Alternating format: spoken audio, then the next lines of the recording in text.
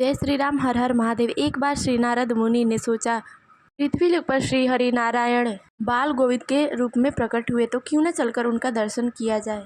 भगवान श्री श्याम सुंदर की दर्शन की अभिलाषा से नारद मुनि बीड़ा बजाते हुए गोकुल पहुँचे।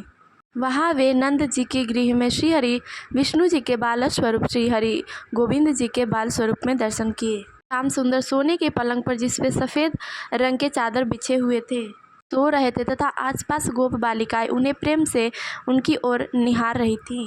जैसे वे स्वयं भोले थे वैसे उनकी चितवन भी बड़ी भोली भाली थी। श्याम सुंदर शरीर था, काली काली घुंघराले बाल थे। वे बीच बीच में हंस देते थे जिससे उनके एक दो दांत दिखाई पड़ जाते थे। श्री श्याम सुंदर के बाल स्वरूप के दर्शन कर श्री नारद मुनि बड़े ही हर्षित हुए। जब नारद जी श्री श्याम सुंदर का दर्शन कर जाने लगे तब उनके मन में यह विचार आया कि श्री हरि भगवान विष्णु जी की अर्धांगिनी श्री लक्ष्मी जी भी कहीं न कहीं किसी न किसी गोपी रूप में अवश्य ही अवतार ली होंगी। अतः श्री राधा रानी की दर्शन की इच्छा भी श्री नारद मुनि के मन में आई।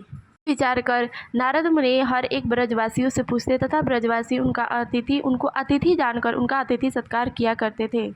गोपी गोपिकाओं का विशेष श्याम सुंदर के प्रति प्रेम और भाव देकर नारद मुनि मन में उन सबको प्रणाम किए। तदंतर वे नंद के मित्र वृषभानु के घर पर गए। महात्मा वृषभानु जी ने नारद मुनि की विशेष रूप से पूजा अर्चना की। तब श्री नारद मुनि वृषभानु जी से बोले, अपनी धार्मिकता के कारण विख्यात हो, क्या तुम्हारी कोई ऐसी कन्या है जिससे तुम्हारी कीर्ति समस्त लोगों को व्याप्त कर सके। नारद मुनि के ऐसे वचन सुनकर वृषभानु ने सबसे पहले अपने पुत्र को लाकर नारद जी को प्रणाम कराया। तदंतर वृषभानु अपनी कन्या को दिखाने के लिए नारद मुनि को अपने घर के आंगन में ले गए। जब नारद जी अंदर गए, घर के आंगन में गए तो देखा कि एक छोटी सी बालिका घर के आंगन में खेल रही थी। तब नारद जी ने उन्हें गोद में उठा लिया। उस समय उनका चित्त प्रेम से विहील हो रहा था। कन्या के अद्भुत स्वरूप को देखकर नारद जी मुग्ध हो गए। नारद मुनि श्री राधा रानी को 2 घड़ी तक निहारते ही रहे तथा बहुत ही आश्चर्य में पड़ गए। तब नारद मुनि मन में विचार करने लगे कि मैं स्वतंत्र रूप से तीनों लोकों में विचार करता हूँ, लेकिन ऐसी अलौकिक व दिव्य कन्या मैंने तीनों लोकों में कहीं भी नहीं देखी है, जिसके रूप से चराचर जगत भी मोहित हो जाता है। महामाया भगवती गिरिराज कुमारी को भी मैंने देखा है, अभी इनकी शोभा नहीं पाती। लक्ष्मी, सरस्वती, विद्या आदि देवियाँ भी इनकी छाया को भी स्पर्श तक नहीं कर सकती हैं। इनके तत्वों को जानने की क्षमता मेरे अंदर नहीं है। अन्य जन भी प्राय इस हरि वल्लभा को नहीं जानते। इनके दर्शन मात्र से गोविंद के चरण कमलों में मेरे प्रेम की जैसी बुद्धि हुई है वैसी आज से पहले कभी नहीं हुई थी। तब श्री नारद मुनि ने वृषभानु को किसी काम से बाहर भेज दिया, किसी बहाने से बाहर भेज दिया और वे एकांत में श्री राधा रानी की स्तुति करने लगे।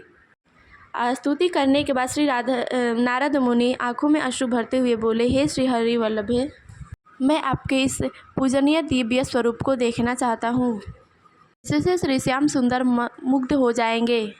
हे महेश्वरी, अपने इस शरणागत पर दया करके अपना स्वरूप प्रकट करो। तो नारद मुनि उस कन्या के पैरों में गिरकर रोने लगे और श्री गोविंद की स्तुति करते हुए इस कन्या को ही देखते रहे। इस समय नारद मुनि श्री ठाकुर जी का नाम स्मरण कर रहे थे। उसी समय भानुसुता ने अत्यंत दिव्य मनोहर स्वरूप धारण किया। काल ही अन्य ब्रजबालाओं ने टीका को चारों ओर से आवरण कर लिया। समय क्या की सखिया उनके चरणोदक के बूंदों सींचकर मुनि से कृपा पूर्वक बोली, हे मुनिवर, वस्तुतः आपने ही भक्ति कर भगवान की आराधना की है, क्योंकि इस रूप के दर्शन तो ब्रह्मा आदि देवताओं को भी दुर्लभ है। उन्हीं अद्भुत रूप की हरि प्रिया ने आपको किसी पुण्य के फलस्वरूप ही आपको दर्शन दिए हैं। उन प्रेम विहिल सखियों के वचन सुनकर नारद जी 2 घड़ी तक सुंदर बालिका के दर्शन कर साष्टांग प्रणाम किए।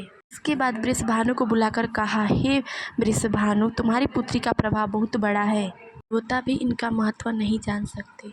इस घर में इनका चरण चिन्ह है, उस घर में साक्षात नारायण निवास करते हैं। समस्त सिद्धियों सहित माता लक्ष्मी भी वहाँ रहती है। ऐसा कहते हुए हरि गुण गाते हुए नारद जी वहाँ से चले गए। जय श्री राम, हर हर महादेव।